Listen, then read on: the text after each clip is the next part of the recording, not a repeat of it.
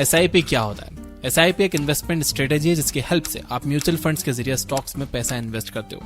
अगर आपके पास टाइम या नॉलेज नहीं है तो आप एक एक्सपर्ट का सहारा ले सकते हो। आप अपने पैसे एक एक्सपर्ट को दे दो जो कि अपना टाइम और नॉलेज लगाकर आपके पैसे अच्छे से इन्वेस्ट करेगा। वो आपके प्रॉफिट्स का कुछ हिस्सा अपने पास रख लेगा और बचे हुए प्रॉफिट्स आपको दे देगा। इसका मतलब ये भी है कि अगर उस एक्सपर्ट के इन्वेस्टमेंट डिसीजन से आपको नुकसान होता है तो आप उसे एक भी रुपया नहीं दे रहे होंगे। लेकिन हर एक म्यूचुअल फंड के रूल्स अलग होते हैं और अच्छा होगा कि आप इन्वेस्टमेंट करने से पहले उनकी फीस के बारे में पढ़ लो। एक बार आपने अपना म्यूचुअल फंड सिलेक्ट कर लिया तो आप अपना SIP बनाओ। SIP में आप एक फिक्स्ड अमाउंट को हर महीने म्यूचुअल फंड में इन्वेस्ट करते रहते हो। मान लो कि आप 5,000 की SIP करना चाहते हो। आप अपने अकाउंट में ऑटो डेबिट लगा सकते हो जिससे हर महीने आपके अकाउंट से 5,000 कट के आपके SIP में ऑटोमेटिकली इन्वेस्ट होते रहेंगे। एक बार आपने अपना SIP सेट कर दिया तो आप उसे भूल जाओ। अब वो हर महीने आपके अकाउंट से डेबिट होता रहेगा और आप आराम से अपनी जॉब, अपने बिजनेस या अपनी पढ़ाई पर फोकस कर सकते हो। नंबर 2, कौन सा म्यूचुअल फंड बेस्ट होता है? म्यूचुअल फंड्स दो तरह के होते हैं, एक्टिवली मैनेज्ड फंड्स और पैसिवली मैनेज्ड फंड्स। जैसा कि आप नाम से ही समझ गए होंगे, एक्टिवली मैनेज्ड फंड में एक एक्सपर्ट लगातार अपनी नॉलेज और मार्केट के मूवमेंट्स के हिसाब से पैसे इन्वेस्ट करता रहता है। दूसरी तरफ पैसिवली मैनेज म्यूचुअल फंड्स में आप पैसे लगाकर भूल जाते हो और उसे 10-15 साल के बाद ही निकालते हो। पैसिवली मैनेज्ड म्यूचुअल फंड्स को इंडेक्स फंड्स भी कहा जाता है। इन म्यूचुअल फंड्स में आप देश के टॉप 50 कंपनीज में पैसे लगाते हो। आप ये अज्यूम करके चलते हो कि किसी भी कंट्री की present top 50 companies long term में बेटर परफॉर्म करेंगी ही। इंडिया के इंडेक्स को निफ्टी 50 कहा जाता है। यहाँ पर आपको लग रहा होगा कि एक्टिवली मैनेज फंड्स बेटर होते हैं क्योंकि उसमें एक्सपर्ट्स हमेशा काम करते रहते हैं। ज्यादा काम करने की वजह से उन्हें रिटर्न्स भी ज्यादा मिलते होंगे, लेकिन ऐसा नहीं है। शॉर्ट टर्म में हो सकता है कि एक्टिवली मैनेज्ड म्यूचुअल फंड्स ज्यादा प्रॉफिट कमा रहे हो, लेकिन लॉन्ग टर्म में वो पैसिवली मैनेज्ड म्यूचुअल फंड्स को बीट नहीं कर पाते। एक स्टडी में पाया गया है कि पिछले 20 सालों में 85% actively managed mutual funds index funds को बीट नहीं कर पाए। इसका मतलब ये है कि अगर आप इंडिया के टॉप 50 कंपनीज में पैसा लगाकर उसे 20 साल के लिए छोड़ दो और दूसरी तरफ एक्टिवली मैनेज्ड म्यूचुअल फंड में 20 साल के लिए पैसा लगाते रहो तो इसके चांसेस बहुत हाई हैं कि आपको फर्स्ट केस सिनेरियो में ज्यादा प्रॉफिट्स मिलेंगे। सिर्फ 15% एक्टिवली मैनेज्ड म्यूचुअल फंड्स ही इंडेक्स को बीट कर पाते हैं, लेकिन ये 15% भी नेक्स्ट 20 साल में इंडेक्स को बीट कर पाएंगे या नहीं इसकी कोई गारंटी नहीं है। इनफैक्ट वॉरेन बफेट खुद कहते हैं कि अगर उन्हें अपनी इन्वेस्टिंग जर्नी फिर से स्टार्ट करनी होगी तो वो इंडेक्स फंड्स के साथ ही करेंगे। नंबर 3, SIP की हेल्प से आपको कितने रिटर्न्स मिल सकते हैं? आपको कितने % का रिटर्न मिलेगा ये 3 मेन फैक्टर्स पर डिपेंड करता है। A, आप कितने रुपए मार्केट में लगाते हो। आप जितने ज्यादा पैसे मार्केट में लगाओगे आपको उतने ज्यादा रिटर्न्स मिलेंगे।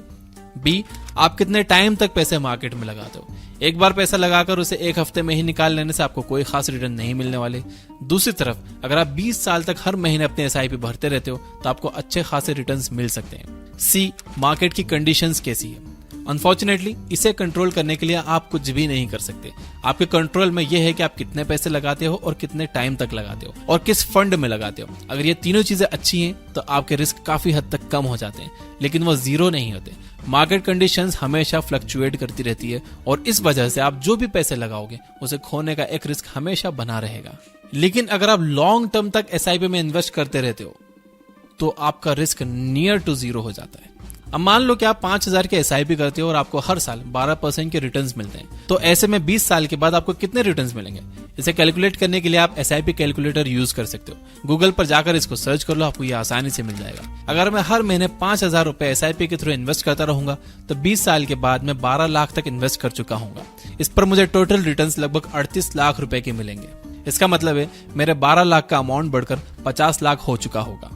अब आइए इन सारी वैल्यूज को हम सिर्फ 20% इंक्रीज कर देते हैं। मान लो कि आप 5,000 की जगह 6,000 हर महीने इन्वेस्ट करते हो। मान लो कि आप 20 साल के लिए नहीं बल्कि 24 साल के लिए पैसे लगाते हो और मान लो कि रिटर्न्स आपको फिर भी 12% ही मिल रहे हैं, क्योंकि ये मार्केट कंडीशंस पर डिपेंड करता है और इसे कंट्रोल करने के लिए हम कुछ नहीं कर सकते। अब आइए देखते हैं कि इस केस में हमें कितने रिटर्न्स मिलेंगे। अब आपका टोटल इन्वेस्टेड अमाउंट लगभग 17,28,000 रुपए है, लेकिन रिटर्न्स आपको लगभग 83 लाख तक मिल रहे हैं। फर्स्ट केस में आपको सिर्फ 38 लाख का रिटर्न मिल रहे थे, लेकिन आपने अपनी इन्वेस्टमेंट अमाउंट और इन्वेस्टमेंट टाइम पीरियड को जस्ट 20% ही इंक्रीज किया, लेकिन इससे आपके रिटर्न्स लगभग 125% यानी डबल से भी ज्यादा हो गए। यह है कंपाउंडिंग इफेक्ट का मैजिक। अगर आप थोड़े से भी पैसे ज्यादा लंबे टाइम तक मार्केट में इन्वेस्ट करके रखोगे तो आपको बहुत ज्यादा रिटर्न्स मिलने वाले हैं। नंबर 4, SIP में इन्वेस्ट करने से पहले आपको कौन सी बातों का ध्यान रखना चाहिए। जैसे कि हमने पहले देखा, एसआईपी में अगर आप ज्यादा पैसे ज्यादा टाइम तक इन्वेस्ट करके रखोगे तो आपको ज्यादा प्रॉफिट होगा। लेकिन आपको यहाँ पर यह जानना होगा कि टाइम पैसे से ज्यादा इंपॉर्टेंट होता है। मतलब अगर आप थोड़े से पैसे ज्यादा टाइम के लिए लगाओगे तो आपको अच्छे प्रॉफिट्स मिलेंगे, लेकिन अगर आप बहुत सारे पैसे थोड़े से टाइम के लिए लगाओगे तो इससे आपको कोई फायदा नहीं होगा। मैंने अपने दोस्तों की एसआईपी जबरदस्ती शुरू करवाई है कि यार तुम शुरू करो, 20 साल बाद दुआएं दोगे मुझे। तो मैं आपको भी कह रहा हूँ कि अगर आप 500 रुपए से शुरू कर सकते हो ना, तो 500 रुपए से एसआईपी शुरू कर दो। अगले साल उसे 10% बढ़ाकर 550 रुपए कर देना, लेकिन शुरू करो। 20 साल बाद आप भी मुझे दुआएं दोगे। जितनी यंग एज में आप एसआईपी करना शुरू कर दो, उतनी जल्दी आप फाइनेंशियली फ्री हो जाओगे और जिंदगी भर सिर्फ पैसे के पीछे ही नहीं लगे रहोगे यार। लाइफ एंजॉय करने का भी टाइम मिलेगा, घूमने फिरने का टाइम मिलेगा, फैमिली के लिए टाइम मिलेगा। So start as early as possible. और इसके साथ ही आप अपना एक इमरजेंसी फंड भी तैयार करते रहो, ये बहुत जरूरी है। अपने 6 महीने के एक्सपेंसेस कैश में अपने पास रखो। अगर कल आपके घर में किसी की तबीयत कुछ ज्यादा खराब हो गई, या आपको आपकी जॉब से निकाल दिया गया, या फिर आपके बिजनेस में लॉस होने लगा, तो कम से कम आप 6 महीने के लिए सिक्योर रहोगे। ऐसे में आपको मार्केट से पैसे निकालने की जरूरत नहीं होगी और किसी से उधार मांगने की भी जरूरत नहीं पड़ेगी। अगर आप अपने सारे पैसे लगा दोगे और कल को आपको जरूरत पड़ी तो आप मार्केट से पैसे फिर से निकाल लोगे। इससे हो सकता है कि आपको लॉस ही हो। दूसरा ये कि आप रिस्क को समझकर ही पैसे इन्वेस्ट करो। रिस्क लेने में कोई स्मार्टनेस नहीं है, इसमें कोई बहादुरी की बात नहीं है। रिस्क बेवकूफ लोग लेते हैं। स्मार्ट इन्वेस्टर्स कैलकुलेटेड रिस्क लेते हैं। उन्हें यह पता होता है कि अगर उनका लॉस होगा तो सिर्फ 100 रुपए का होगा, लेकिन प्रॉफिट होगा तो 1000 का होगा। इसलिए आप किसी भी म्यूचुअल फंड में इन्वेस्ट करने से पहले उसके पोर्टफोलियो में जाकर ये देख लो कि वो कौन सी कंपनीज में पैसे लगा रहे हैं, आप उन कंपनीज पर ट्रस्ट करते हो या नहीं, वो कितनी फीस ले रही है और उस म्यूचुअल फंड के मैनेजर का ट्रैक रिकॉर्ड कैसा रहा है। Number 5, lump sum versus SIP. हमने अभी सारे एग्जांपल्स में देखा कि अगर आप 5000 हर महीने 20 साल तक इन्वेस्ट करोगे तो आप टोटल 12 लाख इन्वेस्ट करोगे। मान लो कि आपके पास इस टाइम 12 लाख रुपए कैश में या बैंक में पड़े हुए हैं, तो क्या फिर भी आपको हर महीने 5000 ही इन्वेस्ट करने चाहिए, या फिर आपको एक साथ सारे पैसे मार्केट में लगा देने चाहिए? सारे पैसों को एक साथ लगाने वाली स्ट्रेटेजी को लमसम इन्वेस्टमेंट कहते हैं। इस स्ट्रेटेजी से आपको तभी प्रॉफिट हो सकता है जब मार्केट ओवरली अंडर वैल्यूड हो। अगर इकोनॉमी क्रैश कर रही है, जैसे कि 2020 के कोविड लॉकडाउन में हुआ था, तब सारी अच्छी कंपनीज 50% से ज्यादा पर ड्रॉप कर गई थी, तब लमसम इन्वेस्टमेंट करने का अच्छा टाइम था। मैंने भी किए थे और बहुत अच्छे रिटर्न्स बनाए। प्रॉब्लम यह है कि अब ऐसा मौका नेक्स्ट टाइम कब आएगा कोई नहीं बता सकता, और अगर आप मार्केट के ओवर वैल्यूड होने पर सारे पैसे इन्वेस्ट करोगे तो आपको लॉस ही होगा। दूसरी तरफ हर महीने 5000 इन्वेस्ट करने से आप मार्केट में कंटिन्यूअसली पैसे लगा रहे हो। इस महीने मार्केट ऊपर गया तो आपने 5000 लगाए, आपको कम यूनिट्स मिली। नेक्स्ट मंथ वो नीचे आया तो भी आपने 5000 लगाए, आपको ज्यादा यूनिट्स अलॉट हुई। ऐसे में आप कंपनीज को उनकी एवरेज प्राइस पर खरीद रहे होते हो, जब वो ना अंडर वैल्यूड है और ना ही ओवर वैल्यूड है। इस तरह से एसआईपी में आपको मार्केट का एवरेज रिटर्न मिल रहा होता है।